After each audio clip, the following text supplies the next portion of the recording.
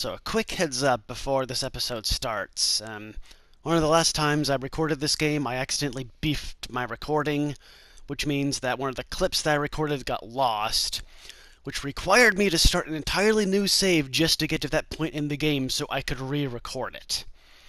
And that's the reason why my current gem count for this episode contradicts the gem count that I have in the rest of the series. But after this one clip in Evening Lake, the rest of the game is just going to go smoothly, hopefully. So with that being said, enjoy the video. Gosh, the lighting in this level already looks phenomenal. It really does look like Evening Lake. And here she comes to cuss us out again. Listen to me, Dragon. Spyro, this is serious now. The sorceress is planning a trap for you, and if she catches you, believe me, you don't want to know what she's going to do. Look, I promise to take good care of the rest of the eggs. I mean it. Just take Hunter and go back home before... I can't say it. Just go. No, but, before what? What is she gonna do? Is the sorceress gonna invite us to the nice candlelit dinner? Is she gonna do the Macarena? I need details, Bianca, details. Goodness. You know, you can also see that, Bianca's starting to be a bit more, wary and untrusting of the sorceress. Once again, character development. So now that we're here, we're actually gonna go back and do the Sparks level in Midday Gardens. Might as well. Onward to Zoe! Found you. Hi, Spyro. Hi, Sparks. I've located another lost egg. If Sparks is up to it, he can try to rescue it from Spider Town. Did you say spiders? I really don't like spiders. Just, you know me, anything creepy crawly is just a big no-no in my book. But, honestly, this level's actually kind of fun. So let's go. And this level's also pretty... Well, actually, it's not terribly straightforward. This one has a bit more, I guess, exploration and puzzle solving than the last Sparks level. It also has this big dude right here was a giant shockwave attack. This level makes, get this power up. Makes even better use of the keys, because this one has, kind of elaborates on the split path concept that Crawdad Farm had. In that you actually get a room that has two separate, doorways, and you have to open one in turn. So you need keys to open up both, but, the key will only unlock, one specific door. And if you unlock that door, then it leads to another room that has a key to unlock the next door. Yeah, I'm good at explaining things in a very detailed and entertaining manner, I swear. Instead of just telling you, how about I show you? While we become invincible. And the keys, they're pretty obvious where they are. They're not like blending into the environment or anything, and that's really convenient. Ugh. Look at all these guys, see what I mean? Split paths. And you have to go down one in order to go down the other. That's how this works. It's like a Zelda dungeon, I guess. And this is coming from someone who's played almost no Zelda in his entire life. I assume they're like that, though. I mean, I've played Okami, and that's, you know, like Zelda. It's kind of weird that Okami is like one of my favorite games of all time, and yet I don't really have much affinity with Zelda. I will say pretty much the only Zelda game that I've tried playing was Ocarina of Time, and I actually played that game several years after its heyday, after like was considered the most revolutionary game of its time. I actually played it for the first time maybe 2 or 3 years ago, and I didn't get very far because I just really couldn't get into it. For me, the puzzles were a bit too obtuse, and see, you can't open that door. Then again, I don't have the key, so what do I know? It was just, you know, a lot of trial and error stuff, like trying things that you normally wouldn't try. That's also a problem that I had with Grim Fandango, because Grim Fandango got really good reviews at the time of its release. But again, I played it like 20 years after it was released, and while I did enjoy it, I needed a walkthrough for almost the whole thing. So yeah. I do like games that make me think, but not games that make me think to the point of frustrating, and once I finally figured it out, I'm gonna be like, oh my gosh, who has the time to figure this crap out? I like games that make me think, but not games that make me frustrated. Like, perfect example of that would be Shadow of the Colossus.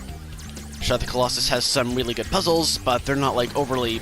Their solutions are obvious if you look hard enough. And we relies a little less on trial and error. Okay, this is actually a great example of this. See, I got a key, and there's a door right here, but we can't open it. So we need to backtrack a bit. Up here. And also, the power-ups in the Sparks levels do look really cool, and they do have their uses, but my advice... Oh, I'm blue, dubbity-dubbity, is to stick to the rapid-fire pellet power-up. Try not to pick up any more unless it's a invincibility. Which is kind of hard to differentiate what power-ups you'll get with what butterflies you'll eat.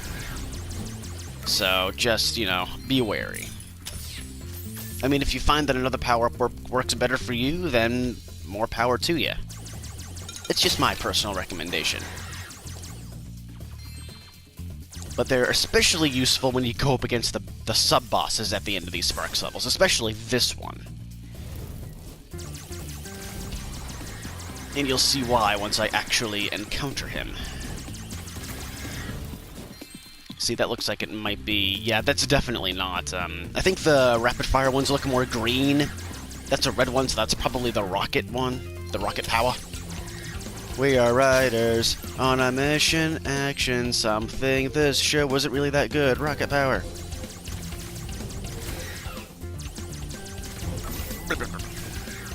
Alright, and here's the boss right here. Big old spider dude. You'll see why. He has like a kind of a short window for you to be attacking him. And he also spits a bunch of enemies at you while you're supposed to be attacking him. So yeah, rapid fire is the way to go. Like, as soon as you defeat all of these enemies, you have like a really brief window to actually attack him. So make use of that while you can. Hey, 2D, what are you doing outside of Banjo-Kazooie games? That kid has been alive for 2 seconds, and yet he can do a better cartwheel than me. That's sad. And there should be the rest of the gems up here. Yeah. So, we made short work of Spider Town, so let's, you know, get out of here. I was trying to think of something clever to say, but nope. They can't all be winners. So, as we found out with the first Sparks level, with every one that you complete, you get a special perk/upgrade for Sparks. In Crawdad Farm's case, it was being able to collect gems from slightly further away. And in the original game... Gesundheit. In the original game, the perk that you gain from beating Spider Town is the Gem Finder, which, it's kind of weird that it was available from the get-go in the original Spyro 2, but only unlocked through completing Spider Town in the original Spyro 3. But since we already have the Gem Finder from the get-go in this version, I was really curious and excited to see what sort of upgrade that Toys for Bob would give Sparks for defeating this level, because since we already have the Gem Finder, it would probably be like a whole new ability for Sparks, and I was really excited to see where their imagination would go in that regard. So, what do we get for completing Spider Town? As soon as I actually talk to Zoe? I wouldn't want to go back in there with all those creepy spiders, but if Sparks wants to check out Spider Town again, it's fine with me. Absolutely freaking bupkis. We don't get a single thing except 200 gems and an egg for our trouble. No special move, no added bonus to Sparks, just absolute nil. Can you sense the disappointment in my voice? To be fair, it is kind of hard to come up with a bonus move for Sparks when he's just, you know, a freaking Dragonfly character. What else could you do with him that wasn't done in the original Spyro 3? So I suppose I can't fault Toys for Bob too much for doing that. So now that that kinda sorta BS is over and done with, let's continue with our adventure. And by continuing our adventure, I of course mean finally remembering to complete the skateboard course record in Sunny Villa. Sorry it slipped my mind for these last couple episodes. I believe the course record to beat is 3200, which... just keep on doing tricks and you should be able to get it well under the time limit.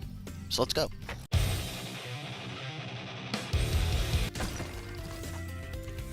Well, crap.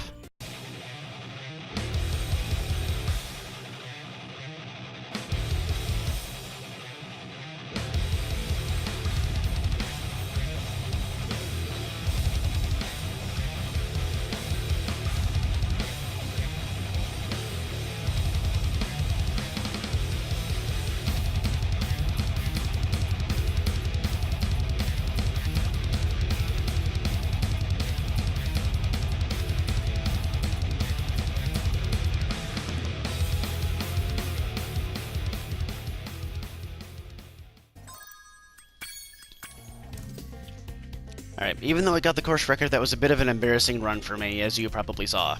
But, we got it! So, we are good to go. So now let's finally return to Evening Lake.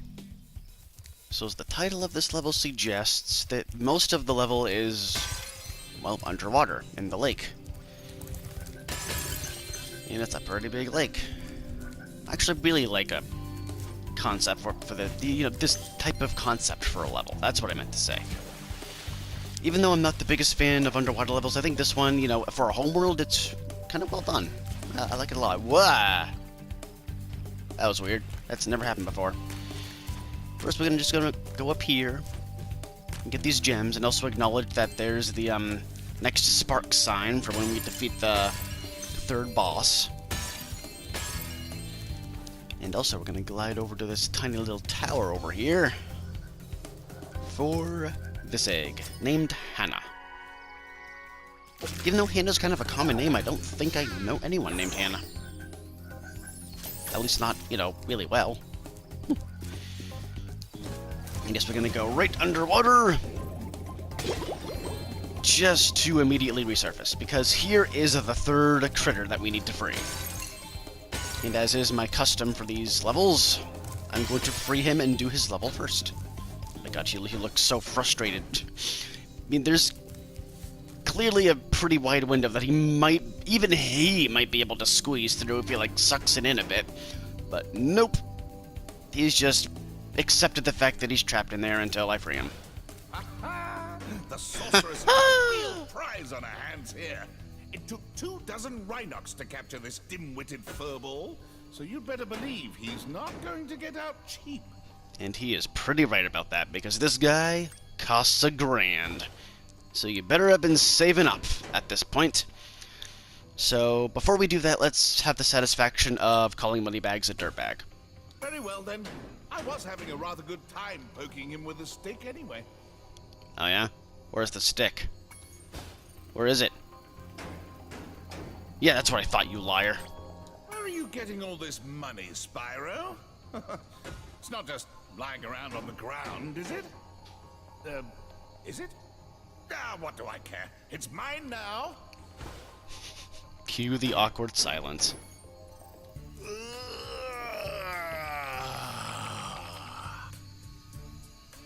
The first rejuvenating breath of freedom. With the humility of a wounded sparrow, I genuflect to my noble deliverer. It was no big deal, dude. It's like he's about to be knighted. After all, it was I who let you out. Why, you brazenly avaricious, duplicitous, larcenous ursine! Why don't we get a White History Month? It was the white people who freed the slaves. One more, perhaps? At least. I love that last. No. Please do afford me the sublime honor of enjoying your visitation in the nearest future. Yeah, sure. Can you turn that big word into two little words? So yeah, Bentley's shtick is that he causes a lot of mayhem with his club and just loves battering the crap out of people who have wronged him, but he really has a heart of gold and a really heavy intellect, which I really like his character, and I also like his character's redesign. I know a lot of people aren't terribly on board with it, thinking, I don't know, you gotta think, this game is almost 20 years old. There's gonna be some creative liberties to keep it fresh and like adding a whole lot more personality and detail to his model. And I think Toys for Bob did a fantastic job with Bentley. And I also think the voice actor did a really good job of recapturing the, you know, the well-versed, well-spoken, intellectual aspect of Bentley while also making it his own. So with that being said, let's go to Bentley's outpost. I will gladly help you on your quest, Spyro. But first, I must attend to my young sibling.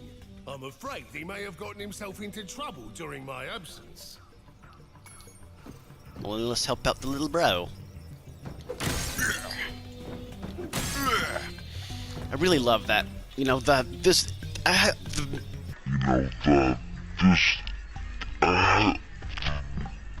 main thing that I love about Bentley's redesign is how his club looks, because it looks like all craggly ice, and when you smack it, it really does feel like it has genuine weight. Like there's a big old shattering thud, and there's quite a bit of vibration and a bit of camera shake on there. Really well done.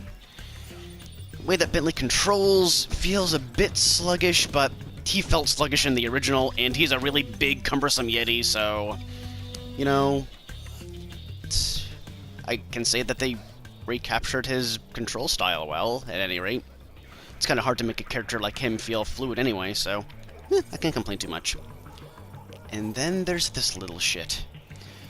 He was obnoxious in the original, just an annoying little twerp who whines a lot, and yeah, see how he takes out his phone like that? I didn't think it was possible, but they somehow managed to make Bartholomew even more annoying. Hey, bro, it'd be really cool if you smashed that boulder. He picks his nose. Should do the trick. He picks his nose and flicks the booger. Just in his voice, it's so grating and just... Come on! Just press the attack button to swing your club. I want to see it break into a million pieces. And yes, there are moments in which he actually checks his phone in the middle of conversations, which I think is what is meant to happen. I think... Oh my god, stop. That noise is so nauseating. I think it was Toys for Bob's intention to make him intentionally obnoxious, because he is one of the most despised characters in the original Spyro trilogy because of how annoying he is. In Toys for Bob, you would know by now that they are very good at listening to the Spyro fan base. And they just made him just... You just want to strangle the little twerp. But I guess this will have to do for now. That is pretty satisfying. That is more satisfying than any enemy that you will possibly hit with your club in Bentley levels. You know, these Rhinox, you know, they're attacking you with torches, and they're dangerous, but no. It's all about smacking Bartholomew and just seeing him get flattened like a cartoonish pancake. It just warms the soul. It's like a sip of cocoa first thing in the morning on a cold winter day. Well, now I'm speaking in metaphors. I'm just like Bentley now. Give me my college degree, Dad. Are you proud of me? And you can smash just about... If you think that you can smash it with your club, then you probably can. Except for this, which is, you know, yeah, Bentley hardly... he doesn't jump very high. He jumps a little bit higher than he does in the original, I think. But yeah, we can't reach that quite yet. We gotta do a whole big loop around. But we'll do that later. Can I speak to you, please? Use your spin move to deflect the snowball into the gong. I bet we can make the roof cave in. And just to do this, you just stand still, wait for him to throw it, and hold the square button. Or you could just wait for him to actually... I didn't realize they could actually throw the snowball at you and it would, like, create some sort of collision effect. Well, now I hate this guy even more. Yep, just do that, and... that'll happen. I make my own bridges. And we are rewarded with an egg. Brian. Fun fact, that is my dad's name.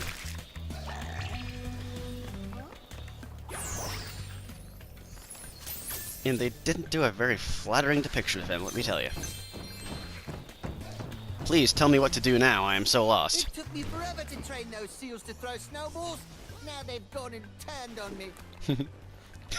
You are the architect of your own destruction. Oh, woe is you.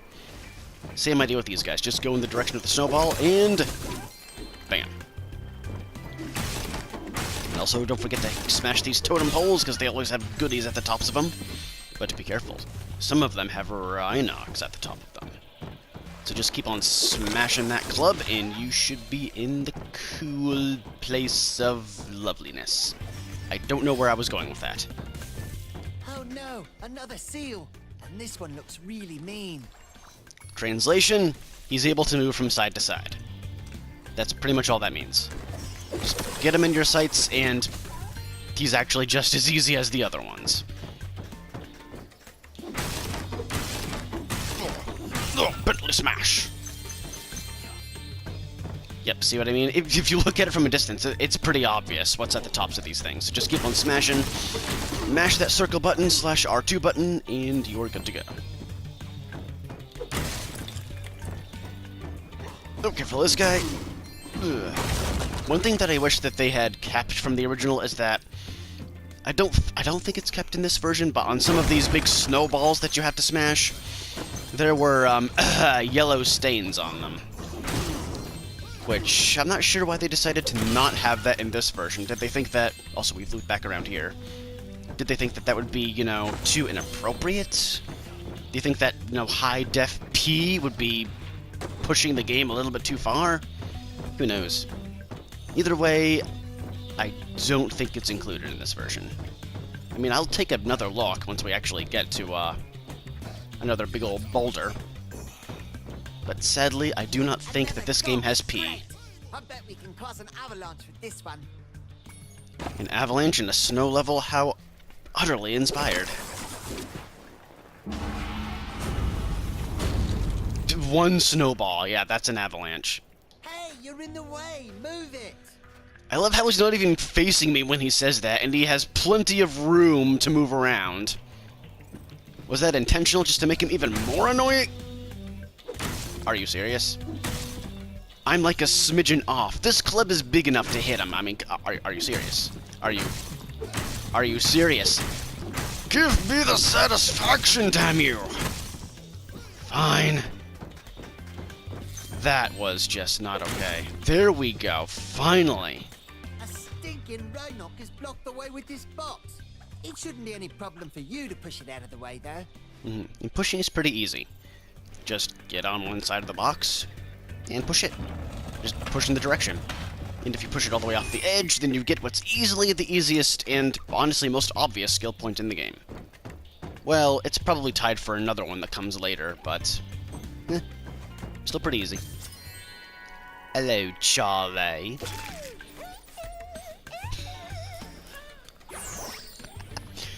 Oh, that gets me every time. That is so cute. You are raising that kid on good music, whoever is the father. Hey, Brainiac, you're supposed to be smart. Oh. Why don't you try pushing those blocks around to bridge that gap? How about I just murder you instead for being a little twerp? Ugh. Alright, let's look around the entire span of... Nope, there is no yellow stain.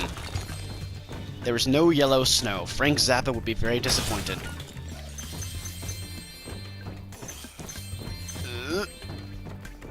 So yep, just move the boxes so they're lined up in the middle. And then when you're done, jump across. Pretty simple. This is honestly one of the more simplistic characters. This is actually a really short level if you think about it. I mean, yes, Bentley is a bit slow and cumbersome, but this level is pretty small. And Bentley doesn't really have a whole lot of mechanics other than smashing things with his club and spinning things with his club. That's really about it. So even though he's given a lot of character and personality, his levels are honestly kind of boring.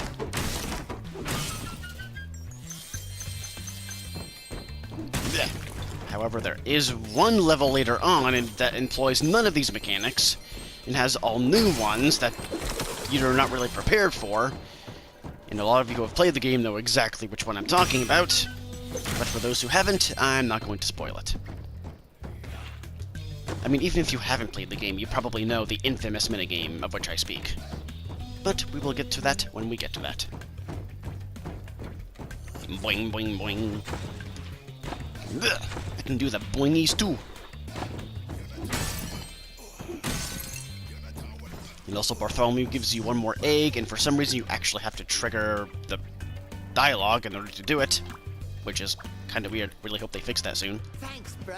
Here's a little something for your rock collection. Oh boy! That's not a rock. It's just another stupid egg. And then he just gets swallowed up by the void. Good riddance, you little piece of poopy. And on these totem poles should be the last of the gems.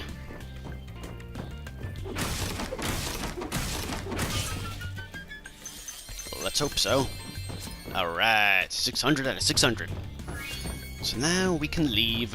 Return home, please. Nice pose there again.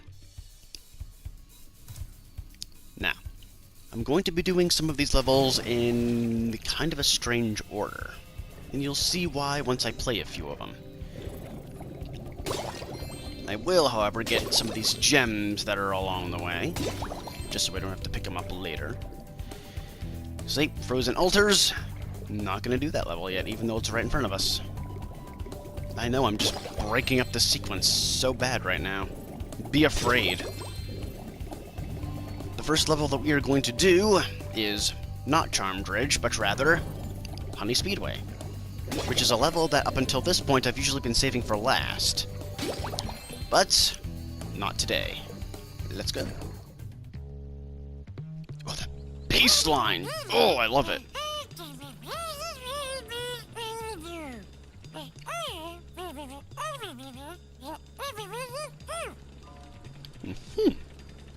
I do like the Twilight tinge of this level. Also, just because you're the fastest racing bees doesn't mean that you're the fastest racers. I mean, if you're the fastest racing bees, then I weep at the other bees and how slow they are. Time attack, please. Tried and true. Always a good first choice.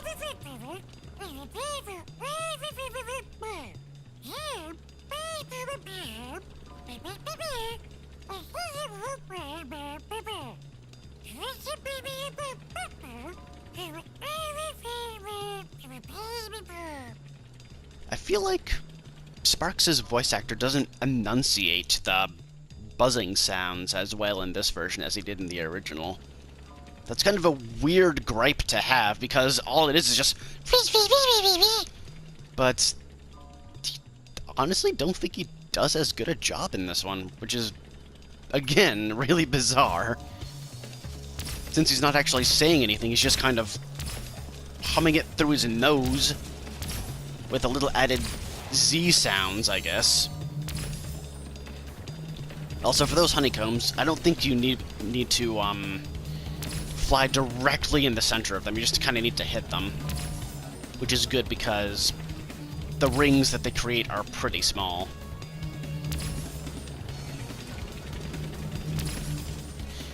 And for these, those beehives right there, it's slightly harder in this version to know which ones you've gone through and which ones you haven't, because they don't really change. They still stay there.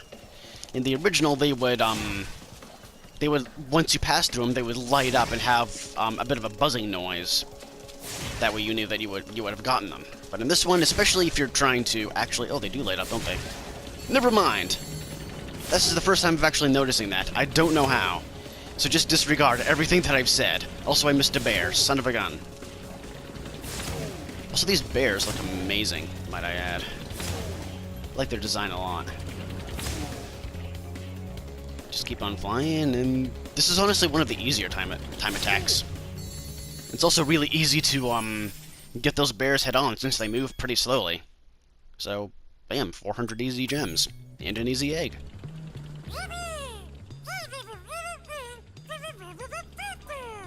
That was a great impression of Oliver from Ni no Kuni. Yippee! Woohoo! Neato! Cool. I love it. I would love to do race. This is the pinnacle of gaming right here. This is the most exciting, just most challenging and arduous task this side of Dark Souls.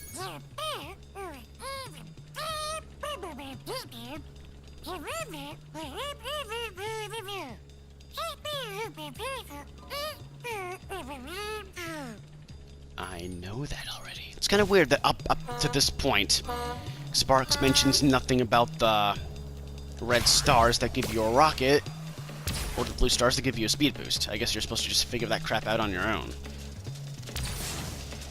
Also, this is easily the easiest of the 4 speedway races in this game. Mostly because of all these wide turns that you can easily shortcut. And the abundance of, both red and blue stars, actually. And also the fact that these bees, I feel like they move a little bit slower than some of the other ones. I could be totally wrong about that. But yeah. Just keep your eye on the prize, and this race is pretty easy. See, I'm already in 3rd place, out of what, 6th, 7th?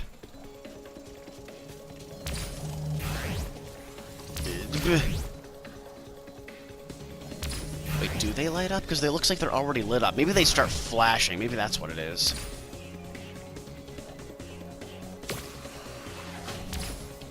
Also, might I add that some of these trees here are kind of reminiscent of treetops? I'm okay with that. Yeah, so when I go for another lap, I'll actually check to see if these beehives here actually do flash. Because if they do, then I'm going to feel a little bit stupid. Ugh. See, look at that. Approximately halfway through the race, and I'm already in 1st. Good stuff. You getting this, camera guy? Alright. See, those are obviously lit. So, let's see... Maybe they're not flashing because this is a race and it doesn't count? I don't know. I'm not about to do the time attack again to make sure. But either way, I'm just gonna fast forward through this final lap because you should know what to do by now.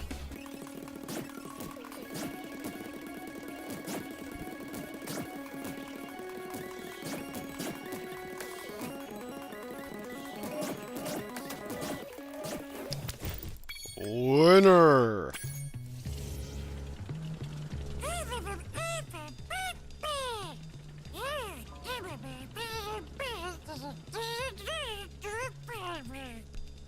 Now, I'm not sure if the whole Dumblebees thing was an intentional pun or an unintentional typo. Either way, I'm really glad that they left it in. Hello, Henry. Didn't I already free an egg named Henry, but he had a Y at the end instead of an I? And now it is time for the Hunter Challenge. No, I'm not going for the speed record, I'm going for the Hunter Challenge.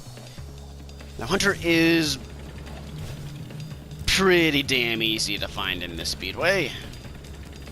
Look out, Spyro. There's a really big sheep UFO around here, and it's trying to get me. I snatched up a dragon egg it was trying to abduct, and now it wants revenge. You know, you could just run away. You're a cheetah. You can just leave. And just... You're fast. You can outrun them. Why do you gotta make things so complicated? You wait here. I'll lure the UFO down the river of honey. Now, this is, in my opinion, the only Hunter challenge in the Speedways, in this version of the game, that was actually improved upon the original. And you'll see why in a second. Okay, here I go. Whoa! We are going fast, and we are jumping high, and we are dodging things. In the original, Hunter went at maybe half the speed that he does in this one. In this one, he is just barreling right along. And you're given a far smaller window to dodge these things. And also, these things, I think, have a smaller hitbox than they did in the original. So, not only is this a lot more hectic and more urgent and actually feels like a chase, but it's also slightly more challenging because you have to rely a bit more on your reaction time, and slightly less challenging because you're not hitting things that are like a mile away from you. So this challenge, I feel like, is incredibly well done. Except for this right here, which I'm guessing he was supposed to explode there, but he just stops in his tracks. Nobody outraces a cheetah. And look, I didn't even drop the egg. Yeah, props to them for actually making this challenge fun. And actually feeling like an honest-to-God chase, rather than just a sluggish, tired jaunt through a river of honey. I would like to play the Get Out of Here challenge.